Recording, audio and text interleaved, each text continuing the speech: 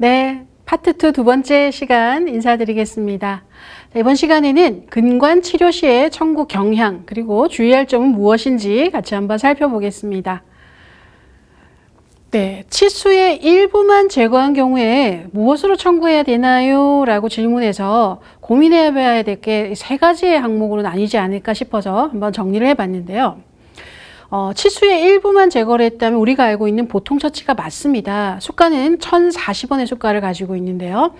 응급근간 처치는 보시는 것처럼 수가가 5,920원이고요. 어떨 때 응급근간 처치를 청구하냐면 치수관 개방했을 때입니다. 그럼 치수관 개방일 때 보통 처치라고 했는데 응급 근관 처치는 뭔가요? 네, 치수관 개방은 맞습니다만 환자의 증상이 현재 급성으로 극심한 통증을 수반하고 있다. 그래서 치수관 개방을 했다라고 하면 응급 근관 처치가 되고요. 그러한 상황이 아닌 평범한 상황에서의 오프닝만 한 거라면 보통 처치라고 적용을 하게 됩니다. 따라서 차트에 환자가 정말로 심한 통증을 호소했는지 그런 내용들이 좀 상세히 적혀 있고 그래서 치수관 개방을 했다라고 하면 응급 근관 처치로 거의 5배, 6배 가까운 수가로 청구할 수도 있다라는 거 한번 고려해 보시면 좋겠습니다. 자, 우리가 치근부의 치수는 생활력을 그대로 놔두고 치관부 신경만 제거하는 것을 치수 절단이라고 하죠. 자, 이 부분도 조금씩 헷갈려 하시는데요. 네, 보통 처치, 응급근간 처치, 치수 절단 이 세 가지의 목적, 상황 이런 것들을 좀 정확하게 잘 파악하시고 청구를 하셔야 될 것 같습니다. 상병명은 제가 K04.0 하나만 보통 처치에 적었습니다만 보통 처치는 이 외에도 많은 경우에서 적용할 수가 있습니다. K02로 시작되는 상병 또는 파절로 인한 S상병 등등이 가능하죠. 일단 대표적으로 치수관 개방 시에 K04.0 하나가 적절하지 않겠냐라고 말씀을 드리는 거고요. 응급 근간 처치 같은 경우에는 말씀드린 대로 급성 증상의 극심한 통증을 수반하기 때문에 급성 상병명이 적절합니다. 따라서 K04.4라고 하는 치수 기원의 급성 근단성 치주염의 상병명이 적절하다라고 생각이 됩니다.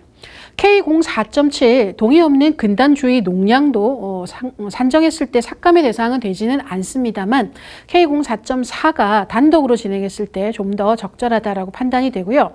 치수 절단 같은 경우에는 치관부 신경만 제거하고 치근부의 신경은 생활력을 그대로 놔두는 것이기 때문에 근단에 관련된 상병명이 들어가서는 안 됩니다. 근단염, 근단 농량 같은 4.4, 4.7은 차고 상병이고요.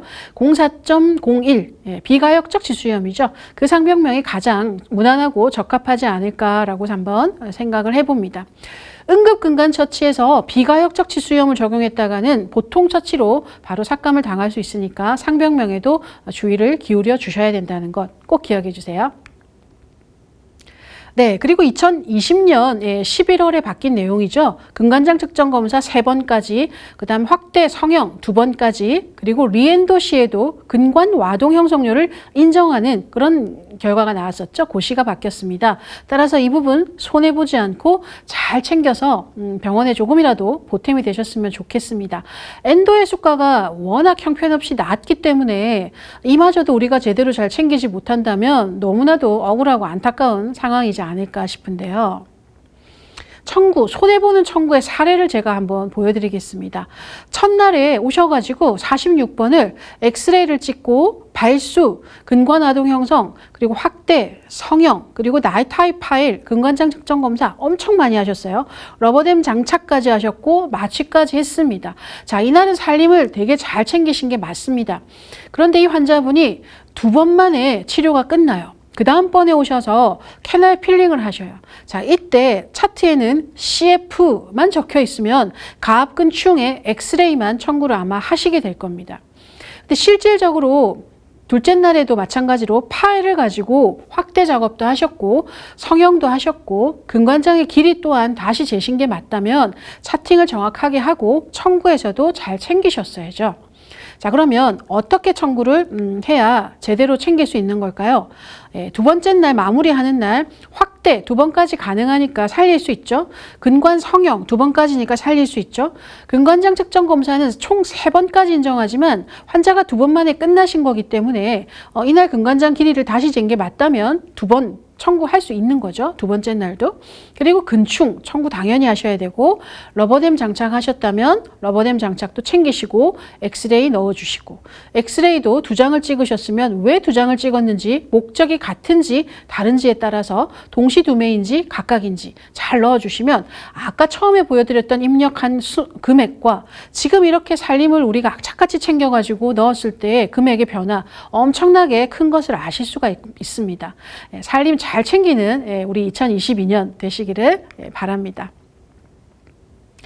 네, 그리고 2020년 2월 1일부터 바뀌었던 내용 중에서 수복물 제거, 그리고 포스트 제거, 그리고 지피콘 제거를 했을 때 어떻게 되는가의 기준이 좀 바뀌었었죠. 그 이전에 우리가 공부했을 때는 100, 50, 50 이렇게 공부를 했었습니다만 이번에 발표는 어떻습니까? 100, 50 이렇게 보이는 것을 알 수가 있습니다. 자, 빨간색으로 표시된 부분을 제가 한번 읽어보면 수복물 또는 보철물 제거, 즉 크라운을 제거하고 포스트 제거를 했을 때는 각각 100%를 준다. 그런데 지피콘 제거는 50%만 주겠다 이렇게 얘기를 하고 있습니다. 자, 이것을 조금 더 설명을 드리면 이제 크라운 제거는 무조건 독립적으로 그냥 무조건 인정한다라고 생각하시면 됩니다. 크라운 제거와 그리고 지피콘 제거를 이전에는 우리가 100대 50으로 조율을 했습니다만 이제 크라운 제거는 무조건 독립적인 행위로 100% 받고 시작하는 겁니다. 그리고 같은 근관 안에 박혀있는 지피콘과 포스트 제거는 100대 50으로 인정된다라는 이야기입니다. 같은 근관에 있는 포스트와 지피콘은 100대 50으로. 자, 그러면 포스트 제거가 지피콘 제거보다 조금 비쌉니다. 그래서 낮은 수가인 지피콘 제거인 근관 내 기존 충전물 제거가 50%로 바뀐다라는 거죠. 이렇게 해서 크라운 100%, 포스트 제거 100%, 그리고 지피콘 제거는 50%라고 정리를 해드립니다. 자, 그러면 청구 오류 사례를 한번 살펴볼까요? 자, 크라운을 제거하고 포스트 제거를 하고 지피콘 제거를 했는데 크라운 제거를 50%로 낮췄어요. 이렇게 하시면 안 되죠. 바르게 고치면 어떻게 해야 될까요? 수복물 제거 복잡이 0.5가 아니라 무조건 100% 받고 시작한다고 했으니까 크라운 제거는 1입니다. 그리고 같은 11번의 근관 안에 박혀있는 지피콘 제거와 포스트 제거는 100대 50으로 적용해야 되고 이때 보시는 것처럼 지피콘 제거, 근관 내 기존 충전물 제거가 조금 저렴하기 때문에 0.5로 수정이 돼야 되겠죠. 그래서 올바른 청구는 이렇게 입력하시는 것이 바른 청구가 되겠습니다. 자, 이 이후에 오셔서 신경치료를 계속 이어서 하신다라고 하면 확대, 성형, 세척, 근관장 측정을 청구할 수 있겠죠. 그리고 세 번째 날 오셔서 마무리를 한다면 근관장 측정, 가압근충, 엑스레이 이런 것들을 청구할 수 있겠죠. 근관장 측정 검사는 검사하신 게 맞다면 총 3회까지 청구가 된다는 것 다시 한번 기억해 주시면 좋겠습니다. 자, 이번의 경우는 어떤가요? 수복물 제거 복잡, 46번이네요. 이번에 1번이 아니라 수복물 제거 복잡이 0.5에 지피콘 제거가 3. 네, 포스트는 박혀 있지 않은 겁니다. 자, 그럼 크라운을 제거하고 지피콘을 제거했을 때 100대 50은 옛날 방식이죠. 이렇게 청구하시면 라떼, 옛날 이야기 하시네 이렇게 됩니다, 선생님. 자, 이 두 가지가 붙었을 때는 크라운 제거는 무조건 독립적으로 100% 가져갈 수 있다라고 말씀드린 거 기억하시죠? 따라서 수복물 제거 복잡 하나, 지피콘 제거 3개 100% 다 해서 각각 100%로 청구를 하시면 되겠습니다. 자, 그럼 이번 경우에 어떤 오류가 있는지 한번 볼까요? 이건 원클릭의 화면인데요.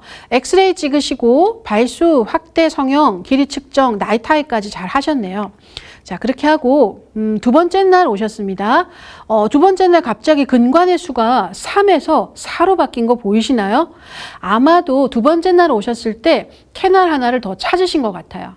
자, 그래서 3이 아니라 4근관 치료하셨다고 확대와 성형, 세척, 근관장 측정 검사를 4로 이렇게 올려서 청구를 하셨네요. 자, 이렇게 되면 하나의 근관을 오늘 발수하신 거는 어디로 갔을까요? 그죠? 발수를 놓친 거죠. 발수와 근관 아동 형성료가 지금 보이질 않습니다. 따라서 추가 근관을 발견하셨을 때 이렇게 갑자기 둘째 날 근관수를 확 올리시는 게 아니라 어떻게 하셔야 될까요? 다른 청구 사례 한번 볼까요? 첫날 3근간 찾으셨고 추가로 하나를 더 찾으셨다면 처음에 찾았던 그 3개의 근관의 확대 성형 세척 근관장 측정을 3으로 그대로 가져갑니다. 그리고 처치 순번 2번을 누르신 다음에 발수부터 누르셔야죠.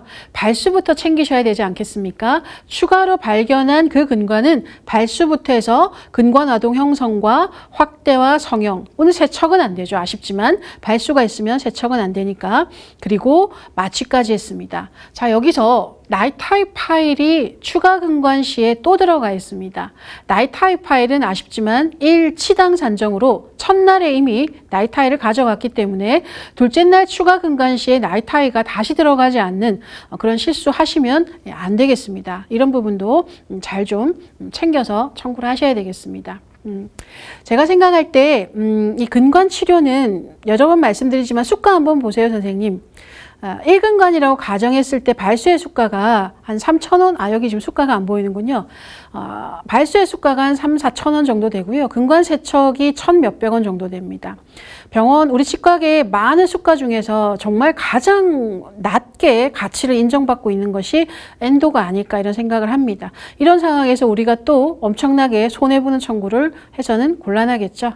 네, 그리고 엔도에서 또 주의하셔야 될 것은 진찰료 관련해가지고 오랜만에 오셨던 분들 초진 적용이 아니라 종결되지 않으면 영원한 재진으로 적용해야 되는 것 이런 부분들도 잘 좀 기억하시면 좋겠습니다.